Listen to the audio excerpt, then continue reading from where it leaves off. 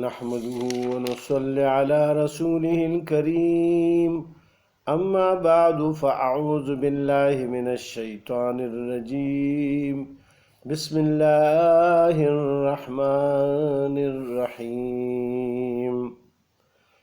إن الذين تولوا منكم يوم التقى الجمعان إنما استزلهم الشيطان ببعض ما كسبوا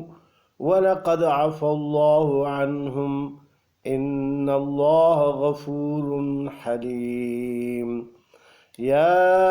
أَيُّهَا الَّذِينَ آمَنُوا لَا تَكُونُوا كَالَّذِينَ كَفَرُوا وَقَالُوا لِإِخْوَانِهِمْ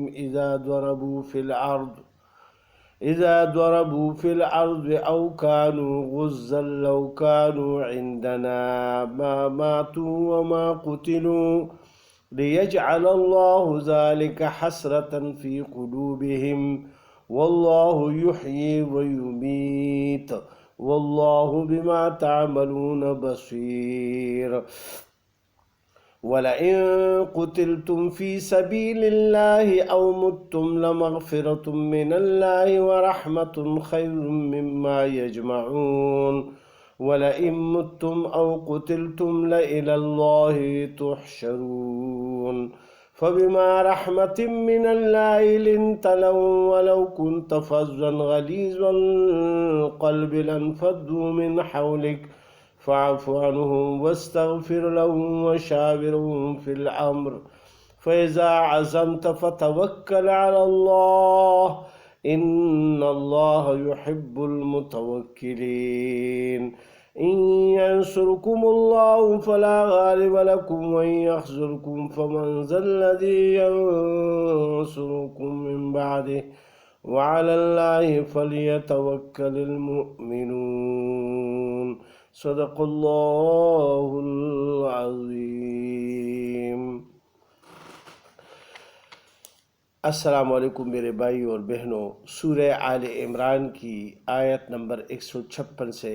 آج انشاءاللہ اللہ کی توفیق اور طاقت سے شروع کریں گے۔ اللہ سبحانہ وتعالی مجھے صحیح بیان کرنے اور پھر عمل کرنے کی توفیق عطا فرمائے اور آپ کو بھی۔ اللہ سبحانہ وتعالی ان آیات میں فرماتے ہیں، یا ایھا الذین آمنوا، اے ایمان والو، لا تکونوا کالذین کفروا، تم نہ ہو ان کی طرح جو کافر ہوئے، وقالوا لإخوانہم اذا ضربوا، اور کہتے ہیں اپنے بھائیوں کو جب وہ سفر کو نکلیں ملک میں، اذا ضربوا فی الارض، جب وہ سفر کو نکلے ملک میں، او کانوا غزا، یا ہوں جہاد میں، لو کانوا عندنا، اگر رہتے ہمارے پاس، ما ماتوا وما قتلوا، تو نہ مرتے اور نہ مارے جاتے، لیجعل اللہ ذالک، تاکہ اللہ ڈالے اس گمان سے، حسرتاً فی قلوبہم، افسوس ان کے دلوں میں، واللہ یحیی ویمیت، اور اللہ ہی جلاتا ہے اور مارتا ہے، واللہ بما تعملون بصیر، اور اللہ تمہارے سب کام دیکھتا ہے۔ اللہ سبحانہ وتعالیٰ نے پچھلی آیاتوں میں یہ فرمایا تھا، ان الذین تولوا منکم یوم التقى الجمعان، جو لوگ تم میں سے ہٹ گئے جس دن لڑی دو فوجیں، انما استزلهم الشیطان ببعض ما کسبوا، سو ان کو بہکا دیا شیطان نے ان کے گناہ کی شامت، وَلَقَدْ عَفَا اللَّهُ عَنْهُمْ إِنَّ اللَّهَ غَفُورٌ حَلِيمٌ، اور ان کو بخش چکا اللہ سبحانہ وتعالی، اللہ بخشنے والا ہے، تحمل کرنے والا ہے۔ یعنی جنگ احد میں جو واقعہ پیش آیا ہوا تھا اور ان کی کچھ لغزشوں کی وجہ سے اللہ سبحانہ وتعالی نے جنگ کا پانسا پلٹ دیا، اور جو جیتی ہوئی جنگ تھی وہ ہار میں بدل گئی، لہٰذا وہ کچھ ان کی لغزشوں کی وجہ سے، کہ ایک تو سب سے جو بڑی ظاہری بات تھی کہ رسول پاک صلی اللہ علیہ وسلم نے 50 تیر اندازوں کو ایک جگہ بٹھایا ہوا تھا، اور وہ وہاں سے اتر آئے، اور کچھ تھوڑے سے لوگ امیر کے ساتھ رہ گئے، باقی امیر نے بھی منع کیا لیکن اس کی بھی نہ مانی اور وہ نیچے نکل آئے۔ لہٰذا اللہ سبحانہ و تعالیٰ نے تو بس وہ جنگ جیتی ہوئی جنگ ہے وہ ہارنے لگے۔ لہٰذا اللہ سبحانہ و تعالیٰ اس میں فرماتے ہیں کہ جس دن وہ دو فوجیں لڑ رہی تھی تو شیطان نے بہکا دیا، یعنی یہ شیطان کا کام تھا کہ اس نے دل میں ڈال دیا کہ جاؤ یار مال غنیمت کو اپنا اکٹھا کر لو اور جنگ تو ختم ہو گئی ہے۔ لیکن یہ اس کا یعنی اس کو جرم ہم نہیں کہیں گے اور صحابہ پر لعن طعن اسی وجہ سے نہیں کریں گے کہ اگر وہ نہ اترتے تو یہ کام نہ ہوتا، بس اللہ سبحانہ و تعالیٰ کو یہ منظور ہوتا۔ لیکن اللہ سبحانہ و تعالیٰ بعض اوقات یعنی امت محمدیہ صلی اللہ علیہ وسلم اور مسلمانوں کو سبق دلانے کے لیے کوئی ایسا واقعہ پیش آنے دیتا ہے تاکہ قیامت تک کے لوگوں کے لیے ایک سبق آموز واقعہ بن جائے۔ لہٰذا اس میں بھی یہ واقعہ آ گیا کہ رسول پاک صلی اللہ علیہ وسلم نے جس کام سے منع کیا ہے اگر اس کام کو ہم کریں گے تو اس میں ہماری فلاح نہیں ہوگی۔ گو کہ ظاہری طور پر تو ہمیں دکھائی دے گا کہ اس میں ہماری فلاح ہے، جیسے کہ سود ہے یا جو جوا ہے یا کوئی اور چیزیں ہیں جتنے بھی دنیا میں جو ظاہری طور پر تو فائدے میں لگتی ہے، یا دھوکہ بازی سے کسی سے پیسے بٹورنے ہوتے ہیں تو پیسے تو آ جاتے ہیں لیکن وہ ہمیشہ رہتے بھی نہیں ہیں، اور دوسری بات یہ ہے کہ آخرت کا وبال بھی ہوتا ہے۔ لہٰذا اللہ سبحانہ و تعالیٰ نے ان کو معاف کر دیا کیونکہ وہ پھر پشیمان ہوئے اپنی بات پر، اور پشیمانی جو ہے یہ سب سے بہت بڑی بات ہے جو مومن میں ہوتی ہے کہ ایک گناہ اس سے ہو جاتا ہے تو وہ پشیمان ہو جاتا ہے اس پہ اور اللہ سے معافرت طلب کرتا ہے اور گڑ گڑاتا ہے اللہ سبحانہ و تعالیٰ کے سامنے اور توبہ و استغفار کرتا ہے، اللہ سبحانہ و تعالیٰ اس کو معاف فرما دیتے ہیں۔ لہٰذا سارے صحابہ اس بات پر بہت زیادہ خفا تھے کہ ہم سے تو یہ لغزش ہو گئی، لہٰذا آئندہ انشاءاللہ نہیں کریں گے اور اللہ سبحانہ و تعالیٰ ہمیں معاف کر دے۔ اللہ سبحانہ و تعالیٰ نے قیامت تک یعنی قرآن پاک میں اس کا ذکر فرمایا وَلَقَدْ عَفَى اللَّهُ عَنْهُمْ، اور ان کو بخش چکا اللہ سبحانہ و تعالیٰ۔ ان اللہ غفور حلیم، اللہ بخشنے والا تحمل کرنے والا ہے۔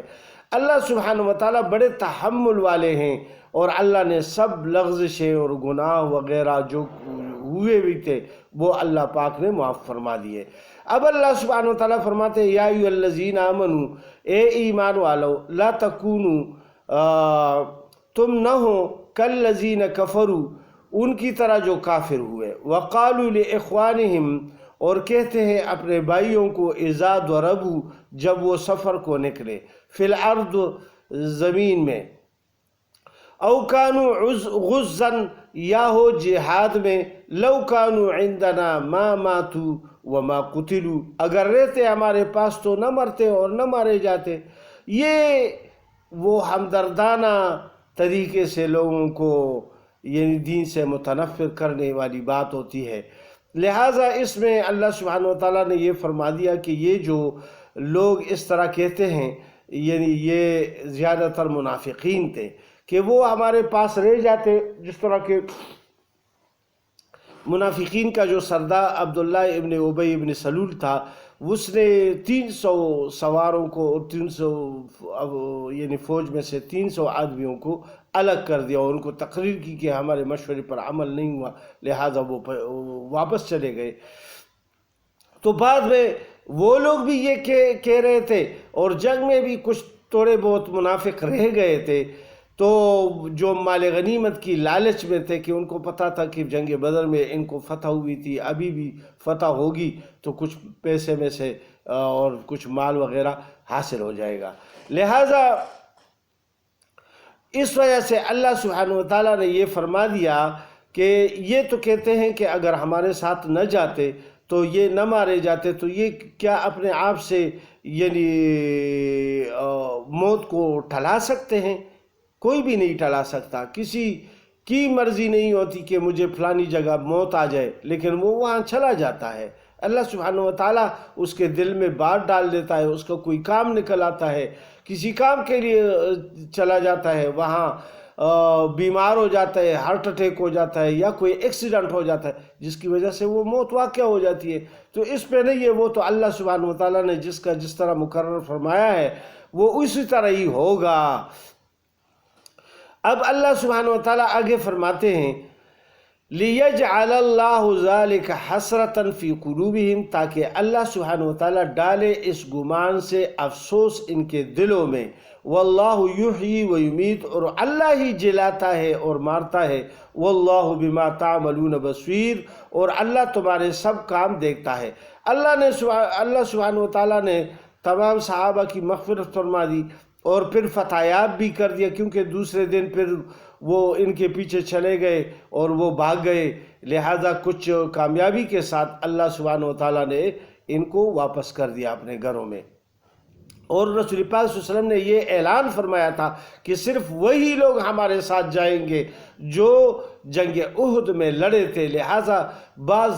دوسرے لوگوں نے بھی اصرار کیا کہ ہم بھی ساتھ جائیں گے، لیکن رسول پاک صلی اللہ علیہ وسلم نے منع کیا اور ان کو ساتھ نہیں لے گئے۔ اس میں اللہ سبحانہ وتعالیٰ فرماتے ہیں آگے وَلَئِن قُتِلْتُمْ فِي سَبِيلِ اللَّهِ، اگر تم مارے گئے اللہ کی راہ میں،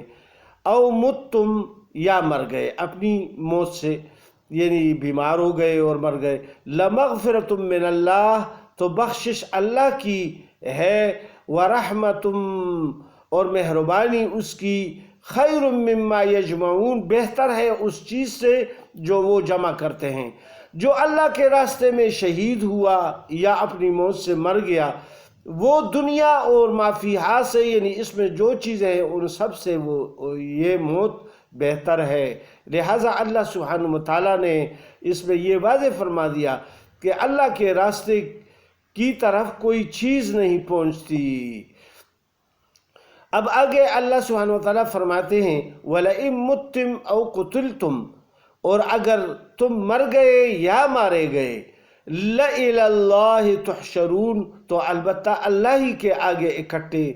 ہوں گے تم سب۔ یعنی اپنی موت سے کوئی مرتا ہے یا کوئی شہید ہوتا ہے تو اللہ ہی کے پاس جائیں گے، اللہ سبحانہ وتعالیٰ پھر ہر ایک آدمی کو اپنا اپنا صلہ عطا فرمائیں گے۔ فَبِمَا رَحْمَةٍ مِّنَ اللَّهِ لِنْتَ لَهُمْ، سو کچھ اللہ ہی کی رحمت ہے جو آپ نرم دل مل گئے ان کو، وَلَوْ كُنْتَ فَظًّا غَلِيظَ الْقَلْبِ، اور اگر آپ ہوتے تندخو سخت دل، لَانْفَضُّوا مِنْ حَوْلِكَ، تو متفرق ہو جاتے آپ سے، یعنی آپ کے ارد گرد سے، آپ سے، فَاعْفُوا، سو ان کو معاف فرما، عنہم، یعنی ان کو معاف فرما، واستغفر لہم، اور ان کے واسطے بخشش مانگ اللہ سبحانہ وتعالیٰ سے، وشاورہم فی الامر، اور ان سے مشورہ لے کام میں، فَإِذَا عَزَمْتَ فَتَوَكَّلْ عَلَى اللَّهِ، پھر جب قصد کر چکا آپ اس کام کا تو پھر بھروسہ کر اللہ سبحانہ وتعالیٰ پر، ان اللہ یحب المتوکلین، اور اللہ کو محبت ہے توکل والوں سے۔ اس میں اللہ سبحانہ وتعالیٰ نے یہ فرمایا ہے کہ رسول پاک صلی اللہ علیہ وسلم کی خصلت کے بارے میں، ان کی جو عادتیں تھیں ان کے بارے میں، کہ اللہ سبحانہ وتعالیٰ نے اس کو بہت مہربان اور شفیق طبیعت والے پیدا فرمائے، اور پھر وہ اپنے امت پر اور اپنے ساتھیوں پر بہت زیادہ مہربان اور شفقت کرنے والے تھے۔ لہٰذا اس میں اللہ سبحانہ وتعالیٰ نے رسول پاک صلی اللہ علیہ وآلہ وسلم کی خصلتوں کا ذکر فرمایا ہے کہ اگر آپ سخت خوئی یعنی تند خوئی والے آدمی ہوتے تو یہ لوگ آپ کے پاس جمع نہ ہوتے، کیونکہ غصے والے لوگ سے آدمی ڈرتے ہیں اور ان کے ارد گرد سے وہ بھاگ جاتے ہیں، ان کے ساتھ اکٹھے نہیں ہوتے، بات بھی نہیں کرتے۔ کوئی بزرگ یا بڑا جو بہت غصہ کرتا ہو اس کے سامنے یہ بچے نہیں آتے، یا چھوٹے یا جو اس کے یعنی جوان بیٹے وغیرہ یا بیٹیاں وغیرہ ہوتی ہے وہ ان کے پاس نہیں آتے، کیونکہ وہ ہر وقت غصہ میں ہوتا ہے۔ لہٰذا اس سے وہ بھاگ جاتے ہیں، اس کو دیکھتے ہیں کہ وہ جو ہی گھر میں داخل ہوتا ہے تو وہ سارے ادھر ادھر کھسک جاتے ہیں۔ لہٰذا اللہ سبحانہ وتعالیٰ نے اس میں یہ فرما دیا کہ رسول پاک صلی اللہ علیہ وسلم بہت اچھے خوی اور خصلت کے مالک تھے، اور اللہ سبحانہ وتعالیٰ نے بہت اچھی عادتیں اس میں ڈالی ہوئی تھی اور مغفرت کرنے والے تھے۔ لہٰذا جو رسول پاک صلی اللہ علیہ وسلم نے ان کو فرمایا تھا کہ یہاں سے اترنا نہیں ہے، وہ اتر آئے، لیکن انہوں نے کچھ بھی نہیں کہا، جس کی وجہ سے بہت زیادہ یعنی سب مسلمان پریشان ہوئے، لیکن ان کو سب کو معاف فرما دیا۔ پھر اللہ سبحانہ وتعالیٰ فرماتے ہیں، اللہ بھی سفارش فرماتے ہیں ان کی کہ ان کو بس ہم معاف کر دیں، ان سے کچھ بھی نہ کہیں، کیونکہ رسول پاک صلی اللہ علیہ وسلم کے دل میں تھوڑی سی غصے کے آثار تھے، تو اللہ نے فرما دیا کہ ان کو معاف کر دے، بس یہ بس اللہ کو منظور تھا۔ اور دوسری بات یہ ہے کہ ان کے لیے مجھ سے بھی یعنی اللہ پاک فرماتے ہیں کہ مجھ سے بھی یعنی استغفار ان کے لیے بھی مانگا کرے کہ میں ان کو بخش دوں گا، میں نے تو بخش دیا ہے، لیکن مجھ سے بھی ان کے لیے استغفار مانگا کرے ہر وقت۔ اور تیسری بات جو بتا دی وہ یہ کہ ان سے مشورہ بھی کیا کرے، یعنی جو بھی کام کرو تو جو مشورہ یہ دیں تو اکثریت کی رائے پر فیصلہ کرے۔ بعض اوقات اگر امیر کے دل میں اللہ سبحانہ وتعالیٰ یہ بات ڈال دے کہ اس میں خیر نہیں ہے اور دین کے یعنی خاطر وہ سوچتا ہے، لہٰذا وہ فیصلہ کر سکتا ہے کہ سب کے خلاف بھی وہ فیصلہ کر سکتا ہے، لیکن جو امیر ہوتا ہے وہ اکثریت پر اگر فیصلہ کر دے تو سب کی دل جمعی ہو جاتی ہے کہ یار زیادہ لوگوں نے یہی کہا تھا، لہٰذا اسی پر فیصلہ ہوا ہو، پھر اس میں پشیمانی بھی نہیں ہوتی اور نادم بھی آدمی نہیں ہوتا اگر اس میں کوئی نقصان ہو جاتا ہے۔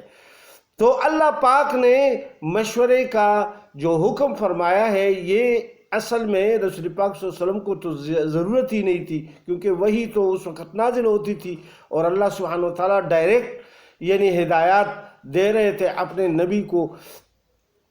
اور امت محمدیہ صلی اللہ علیہ وسلم کی رہنمائی فرما رہے تھے۔ لیکن یہ آئندہ کے لیے امت کے لیے یہ چیز مقرر کر دی، قیامت تک جو بھی امیر ہوگا، یعنی جو دو آدمی ہوں گے تو ایک ان میں سے اپنے آپ کو ایک امیر مقرر، دونوں میں سے اپنے آپ میں سے یعنی ایک کو مقرر کر دے امیر۔ 3 آدمی ہوتے ہیں تو ایک کو امیر مقرر کر دے، کیونکہ یہ جو امیر ہوتا ہے اس کی اطاعت میں آدمی آ جاتا ہے اور اللہ کی حفاظت میں پھر مسلمان آ جاتے ہیں۔ جب بھی جہاں کہیں بھی جائے تو ایک امیر مقرر کر دیا کرے، لہٰذا یہ ایک سنت عمل ہے۔ اور پھر اس سے وہ بھی اپنے متبعین سے یا جو اپنے ساتھی ہیں ان سے مشورہ کرے، اور ان کو بھی امیر کی اطاعت کرنی چاہیے۔ لہٰذا یہ ان کا جو سفر ہوگا یا کوئی بھی کسی بھی جگہ جانا ہوگا تو وہ بہت اچھے خوش اسلوبی سے وہ انجام پائے گا۔ پھر اللہ سبحانہ وتعالیٰ فرماتے ہیں فَإِذَا عَزَمْتَ فَتَوَكَّلْ عَلَى اللَّهِ، جب مشورہ کیا اور مشورے کے بعد کوئی فیصلہ فرما دیا تو اس فیصلے پر پھر قائم رہ، اور پھر جب قصد کر چکا یعنی جب ایک ارادہ ہو چکا اور اس کا فیصلہ ہو چکا تو پھر اللہ پر تب بھروسہ کر کہ اللہ سبحانہ وتعالیٰ اس میں خیریت ڈال دے۔ ان اللہ یحب المتوکلین، اللہ کو محبت ہے توکل والوں سے، یعنی مشورہ کے بعد جو فیصلہ ہو جاتا ہے پھر اس پر توکل کرے، اللہ پر بھروسہ کرے، اور اللہ پسند فرماتے ہیں جو بھروسہ کرتا ہے اللہ سبحانہ وتعالیٰ پر۔ یعنی اللہ پر بھروسہ تو سب سے بہت بڑی بات ہے کہ اللہ سبحانہ وتعالیٰ پر آدمی کا بھروسہ ہو اور وہ کسی کام کے لیے نکلے، چاہے وہ کام پھر ہو جائے یا نہ ہو جائے، کیونکہ اللہ کو ہمارا یعنی سب کچھ کا پتہ ہے کہ اس میں ہماری خیر ہے یا بے خیری ہے۔ اللہ سبحانہ وتعالیٰ آگے فرماتے ہیں ان ینصرکم اللہ فلا غالب لکم، اگر اللہ تمہاری مدد کرے گا تو کوئی تم پر غالب نہ ہو سکے گا، وَإِن یخذلکم، اور اگر مدد نہ کرے تمہاری فمن ذا الذی ینصرکم، پھر ایسا کون ہے جو مدد کر سکے تمہاری من بعدہ اس کے بعد، وعلی اللہ فلیتوکل المؤمنون، اور اللہ ہی پر بھروسہ چاہیے مسلمانوں کو۔ اس میں اللہ سبحانہ وتعالیٰ نے دوبارہ فرما دیا کہ اللہ سبحانہ وتعالیٰ پر بھروسہ رکھیں، اور کیونکہ اللہ سبحانہ وتعالیٰ کامیابی اور ناکامی دینے والے ہیں، اور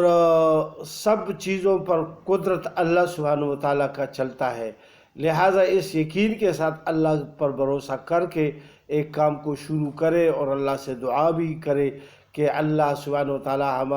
ہمیں سب فتنوں سے دور فرمائے، اور صحیح عقیدے اور صحیح ایمان عطا فرمائے، اور آخر میں یہ کلمہ نصیب فرمائے، لا الہ الا اللہ محمد الرسول اللہ۔ السلام علیکم ورحمۃ اللہ۔